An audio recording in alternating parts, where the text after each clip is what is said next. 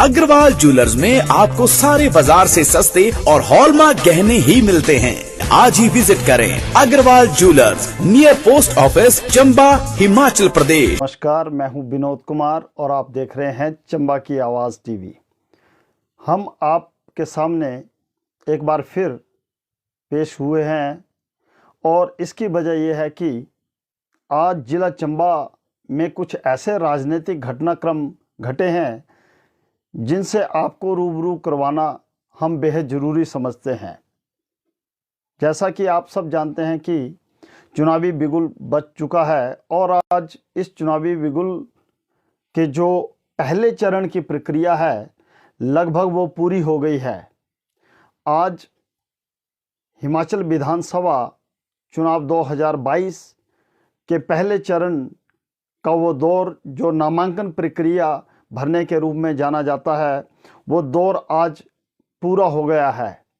आज नामांकन पत्र भरने का आखिरी दिन था और जैसे कि उम्मीद की जा रही थी कि जिला चंबा में इस बार जो राजनीतिक उथल पुथल देखने को मिल रही है, उसके चलते जो है वो चंबा में प्रत्याशियों की संख्या बढ़ने की उम्मीद जताई जा रही थी और इसी उम्मीद के अनुरूप आज जिला चंबा में नामांकन दाखिल करने का अंतिम दिन काफ़ी व्यस्त रहा। जिला चंबा के कुल 5 विधानसभा क्षेत्रों में आज 15 प्रत्याशियों ने अपने नामांकन पत्र भरे और इन नामांकन पत्र भरने वालों में सबसे बड़ा नाम भटियात विधानसभा क्षेत्र से भाजपा प्रत्याशी विक्रम जरयाल के रूप में सामने आया। विक्रम जरयाल तीसरी बार भाजपा के भटियात से प्रत्याशी बने हैं और उन्होंने आज अपने नामांकन पत्र भरने की प्रक्रिया के दौरान अपनी राजनीतिक ताकत का अपने राजनीतिक विरोधियों को बखूबी आभास करवाया और नामांकन पत्र भरने के दौरान जो रैली निकाली गई, उस रैली की भीड़ को देखकर निस्संदेह भटियात की जो राजनीति है उसका पारा और ऊपर चढ़ गया होगा। जिला चंबा में आज दूसरा बड़ा नाम जो है, जो पिछले कुछ दिनों से काफ़ी सुर्खियों में बना हुआ है, वो नाम चंबा विधानसभा क्षेत्र की इंदिरा कपूर का रहा। आज इंदिरा कपूर ने अपने बागी तेवरों को बरकरार रखते हुए भाजपा के खिलाफ विद्रोह का लगभग बिगुल जो पिछले दिनों ही फूंक दिया था, उसके चलते आज उसने अपना नामांकन पत्र जो है वो दाखिल कर दिया। चंबा सदर सीट से इंदिरा कपूर के नामांकन पत्र दाखिल करने के साथ ही सही मायने में कहा जाए तो चंबा विधानसभा क्षेत्र का जो चुनाव है इस बार का, वो बेहद रोचक स्थिति में पहुंच गया है। हालांकि अभी नामांकन पत्र वापस लेने का जो दिन है वो 29 अक्टूबर है और 29 अक्टूबर की शाम तक क्या परिस्थिति चंबा जिला की बनती है, ये बात तो उसी दिन पता चलेगी। लेकिन जहां तक आज की बात है तो आज इंदिरा कपूर ने चंबा विधानसभा क्षेत्र से अपनी दमदार दावेदारी प्रस्तुत करके कांग्रेस और बीजेपी दोनों को सही मायने में चिंता में डाल दिया है। इंदिरा कपूर के इस कदम से भाजपा के लिए सबसे बड़ी चिंता की स्थिति पैदा हो गई है, क्योंकि इंदिरा कपूर भाजपा की पृष्ठभूमि से जुड़ी हुई है और उनके पति भाजयुमो के अध्यक्ष रह चुके हैं। यही नहीं, कांग्रेस के लिए भी इंदिरा कपूर का चुनावी मैदान में डट जाना कोई राहत की बड़ी बात नहीं है, क्योंकि इंदिरा कपूर के लिए सबसे बड़ा जो वरदान साबित हो सकता है वो उसका ग्रामीण परिवेश से संबंध होना है। क्योंकि इसमें कोई दो राय नहीं है कि अब की बार के विधानसभा चुनावों में काफ़ी उलट पुलट जो है वो स्थिति देखने को मिल सकती है और इंदिरा कपूर ने आज एक बार फिर अपने नामांकन पत्र दाखिल करने से पूर्व जो नामांकन रैली निकाली, उसमें एक बार फिर से ग्रामीणवाद का जो नारा है वो बुलंद किया गया। इंदिरा कपूर ने अपने संबोधन में भी ये पत्रकारों से रूबरू होते हुए कहा कि वो ना सिर्फ एक महिला है बल्कि वो ग्रामीण परिवेश से जुड़ी हुई महिला है।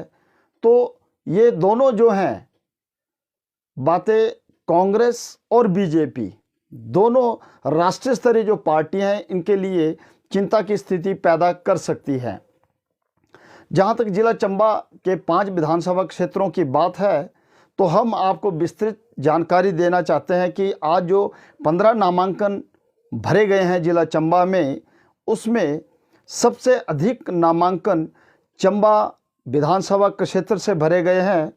यहाँ 4 लोगों ने आज अपने नामांकन पत्र दाखिल किए और सबसे कम चुरा विधानसभा क्षेत्र में 2 नामांकन पत्र दाखिल हुए। एक और बात आज देखने को ये मिली है कि आम आदमी पार्टी ने चंबा जिला की सभी सीटों से अपने प्रत्याशी चुनावी मैदान में उतार दिए हैं। आम आदमी पार्टी भले हिमाचल में अभी उतना बड़ा राजनीतिक कद लेने में सफल नहीं हो पाई है, लेकिन इसमें कोई भी दो राय नहीं है कि ये आम आदमी पार्टी जो है वो कई नेताओं के गणित जो है वो बिगाड़ सकती है। भटियात क्षेत्र में आज विक्रम जरयाल ने जहां अपना नामांकन पत्र भरा तो हिंदू समाज पार्टी से अमृता चौधरी ने अपना नामांकन पत्र दाखिल किया। तो आपकी तरफ से राकेश कुमार ने भी भटियात विधानसभा क्षेत्र में चुनावी जंग छेड़ दी है। चुरा विधानसभा क्षेत्र की बात करें तो यहाँ आप पार्टी ने नंद कुमार को अपना प्रत्याशी बनाया है, तो राष्ट्रीय देवभूमि पार्टी ने नरसिंह के रूप में जो है वो अपनी मौजूदगी इस बार विधानसभा चुनाव में दर्ज करवाई है।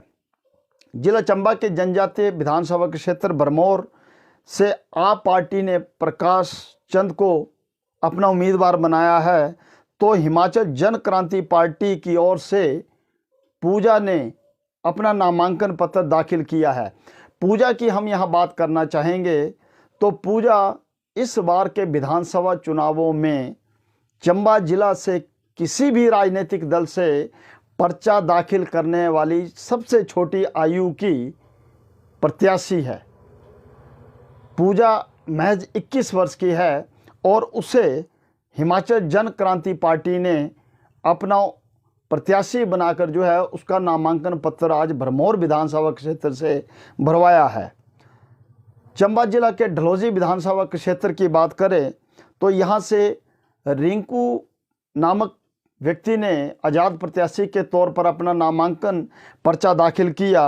तो राष्ट्रीय देवभूमि पार्टी से अशोक बकारिया ने अपना नामांकन भरा है और आम आदमी पार्टी की ओर से मनीष सरी ने कांग्रेस और भाजपा दोनों को चुनौती देने का निर्णय लिया है आम आदमी पार्टी की तरफ से। ढलौजी में आज जो प्रमुख नाम रहा है उसमें अशोक बकारिया है। अशोक बकारिया की हम बात यहाँ करना चाहेंगे। अशोक बकारिया जिला चंबा का जाना पहचाना नाम है। अशोक बकारिया की पृष्ठभूमि भी भाजपा से जुड़ी हुई है और ये एबीपी यानी अपने छात्रकाल से ही भाजपा से संबंधित एबीपी के साथ जुड़े रहे और एबीपी के कई पदों पर वो कार्य कर चुके हैं और चंद माह पहले तक वो भाजपा के बेहद सक्रिय कार्यकर्ता रहे हैं।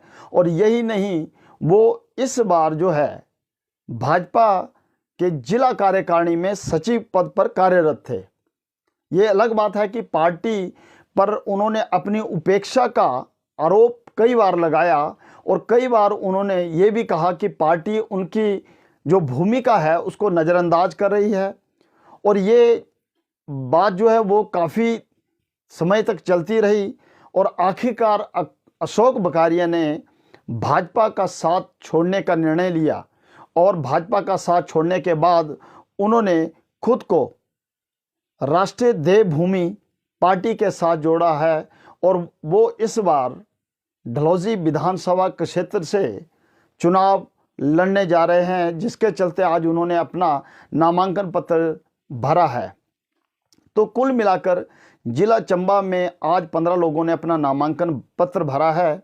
और सबसे महत्वपूर्ण बात यह है कि आज हिमाचल प्रदेश विधानसभा चुनाव 2022 की पहली चुनावी प्रक्रिया जो है वो पूरी हो गई है। और इस प्रक्रिया के पूरी होने के साथ ही अब नामांकन पत्र भरने का जो दौर है उस पर विराम लग गया है। अब 29 तारीख को जो है वो नाम वापसी का अंतिम दिन है। निस्संदेह जो ये 3-4 दिन है, इन 3-4 दिनों में भाजपा जो है अपने नाराज लोगों को, जिन्होंने कि चुनावी बिगुल बजा दिया है, पार्टी के खिलाफ विद्रोह कर दिया है, तो उन्हें मनाने का प्रयास करेगी। और जो कांग्रेस है उसने अपना प्रचार प्रसार जो है वो पहले की तरह जो है वो जारी रखा हुआ है।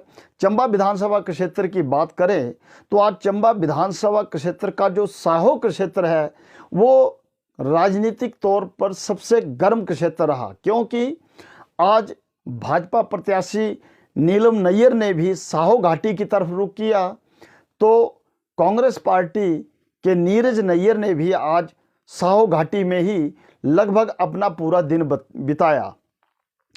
डलहौजी की बात करें तो डलहौजी में भी आज कांग्रेस और भाजपा दोनों किहार के क्षेत्र में जो है वो अपने चुनावी प्रचार प्रसार के दौरे पर रहे। आशा कुमारी जहां किहार में मौजूद रही तो DS ठाकुर भाजपा प्रत्याशी किहार के क्षेत्र के डांड के क्षेत्र में मौजूद रहे। अगर बात करें आरोप प्रत्यारोपों की तो उसका दौर तो लगभग शुरू हो गया है, जिसका हमें जो है वो आज शाम तक एक जो दृश्य है वो चुरा विधानसभा क्षेत्र में देखने को मिला। वहां कांग्रेस पार्टी के एक समर्थक ने भाजपा प्रत्याशी पर जो है वो गंभीर आरोप लगाया है और उक्त भाजपा प्रत्याशी के खिलाफ पुलिस थाना तीसा में उन्होंने अपना एक शिकायत पत्र भी सौंपा है। हालांकि इस बारे में जब चंबा की आवाज़ टीवी ने SHO तीसा से बात की तो उन्होंने कहा कि ये बात सही है कि उनके पास शिकायत पत्र आया है, लेकिन अभी तक इस शिकायत पत्र के आधार पर कोई मामला किसी के खिलाफ दर्ज नहीं हुआ है, क्योंकि पुलिस इस शिकायत पत्र की सत्यता जानने के लिए पहले अपने स्तर पर जांच करेगी और उसकी सत्यता पाए जाने के पश्चात ही वो इस दिशा में अगला कदम बढ़ाएगी।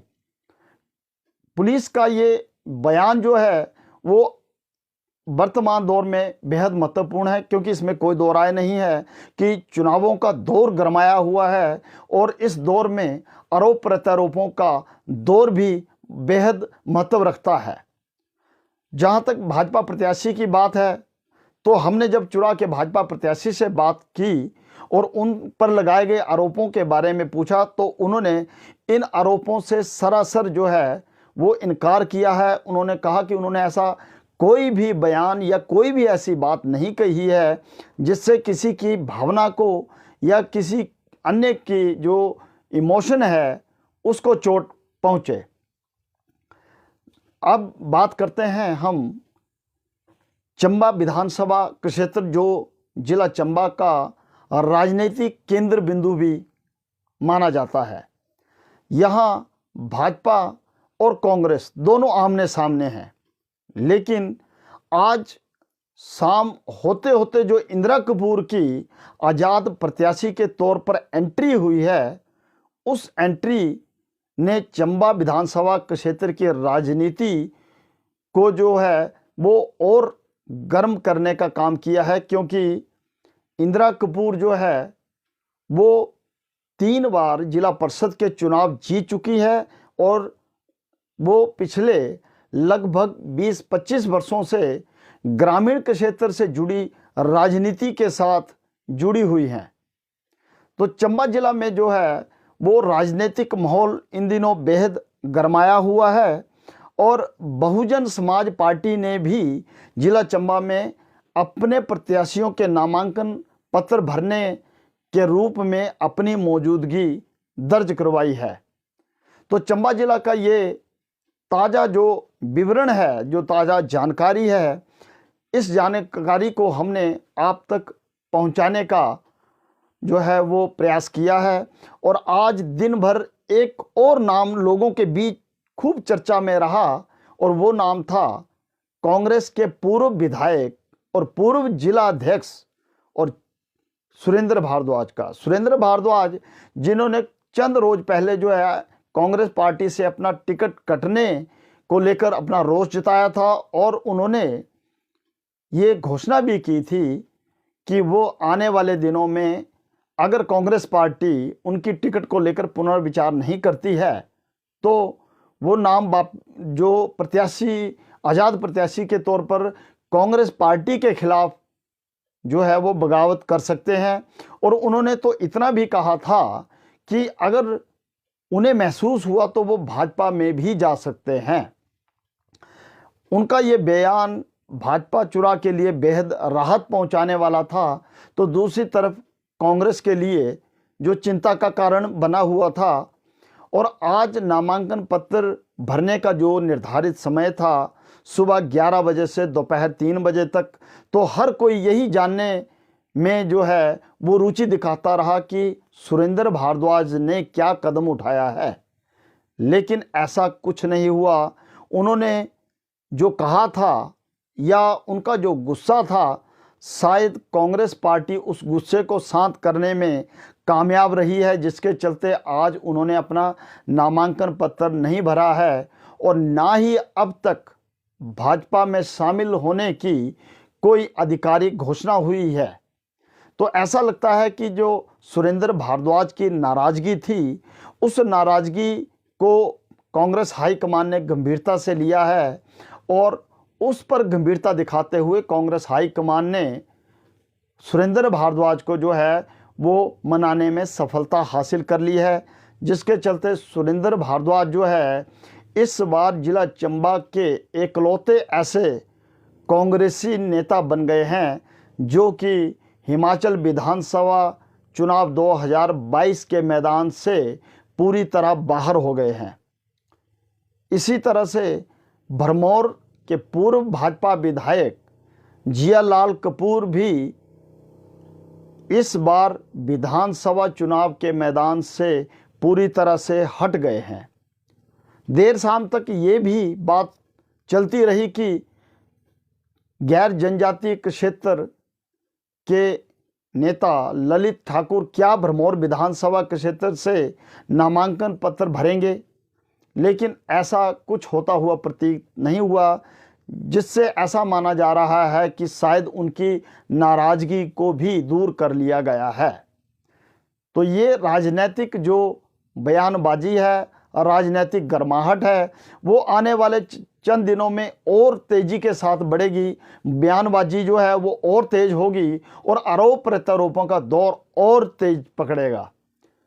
आज एक और बात देखने को मिली कि जहां एक तरफ सोशल मीडिया पर पूरा दिन भर हर विधानसभा क्षेत्र से एक राजनीतिक दल दूसरे राजनीतिक दल से अलग होकर आने वालों को अपने दल में शामिल होने की बात को पूरे जोर शोर से वायरल करते रहे, फैलाते रहे, तो इसी तरह से दूसरा राजनीतिक दल भी आज पूरा दिन भर इसी काम को अंजाम देता रहा। ये बात समझ से परे है कि कितने लोग किस पार्टी को छोड़ रहे हैं, कितने लोग किस पार्टी में शामिल हो रहे हैं।